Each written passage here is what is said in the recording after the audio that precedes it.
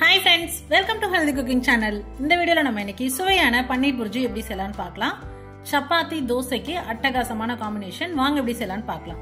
கடாயில 1 டேபிள்ஸ்பூன் அளவுக்கு எண்ணெய் விட்டுக்கோங்க. எண்ணெய் சூடானதுக்கு அப்புறமா 1/2 டீஸ்பூன் ஜீரகம், 1 பச்சை மிளகாய் பொடியா நறுக்கி சேர்த்துக்கோங்க. இது ரெண்டையும் எண்ணெயில நல்லா வதக்கி எடுத்துக்கோங்க. அடுத்ததா 1 பெரிய சைஸ் பெரிய வெங்காயம் பொடியா நறுக்கி சேர்த்துக்கோங்க.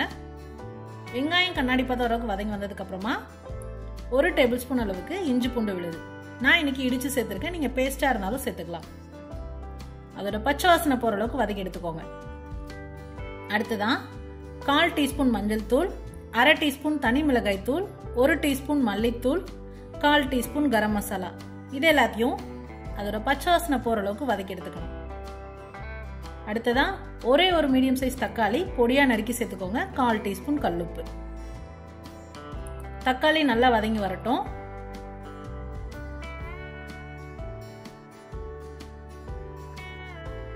வதங்கி வந்ததுக்கு அப்புறமா கொஞ்சமா தண்ணி சேர்த்துக்கலாம். இந்த மசாலா தக்காளி வெங்காயம் எல்லாம் சேர்ந்து நல்லா வெந்து வரட்டும்.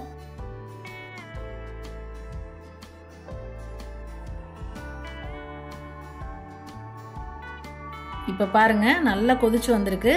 அதோட பச்சை வாசனை போற அளவுக்கு நல்லா கொதி விட்டதுக்கு அப்புறமா 1 டேபிள் ஸ்பூன் அளவுக்கு வெண்ணெய் சேர்த்துக்கலாம். இல்ல அப்படின்னா நீங்க நெய் சேர்த்துக்கலாம். எதுவுமே வேணாம்னா நீங்க ஸ்கிப் பண்ணிக்கோங்க. அடுத்ததா துருவி வச்சிருக்கக்கூடிய பன்னீர் கூடவே காய்ந்த வெந்தயக்கீரை 1 டீஸ்பூன் அளவுக்கு சேர்த்துக்கோங்க.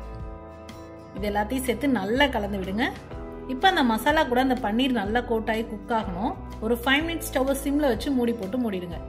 இப்ப பாருங்க 5 நிமிஷத்துக்கு அப்புறமா நான் உங்களுக்கு காமிச்சிருக்கேன். சூப்பரா நல்லா கமகமன் வாசனையோட ரெடி ஆயிடுச்சு. இந்த ஸ்டேஜ்ல நம்ம மேல மல்லி இலை தூவிட்டு ஸ்டவ் ஆஃப் பண்ணிடலாம். நான் கொஞ்சம் ஜூசி கன்சிஸ்டன்சில எடுத்திருக்கேன்.